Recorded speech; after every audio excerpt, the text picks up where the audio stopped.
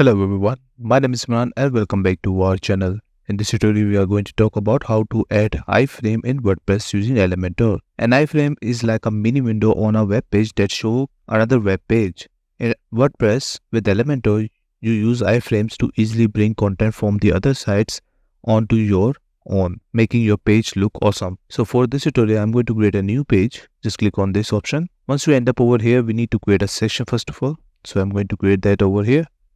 After that, click on these dots, search for HTML, and here we are. Drag that over here in your session, and on the left side you can add your code over here. So I got the code from the ChatGPT, so that's what I'm going to paste that over here. Once I paste that, you will see on the right side that I got the iframe code over here. Once you done that, make sure to click on publish and check it out on your website.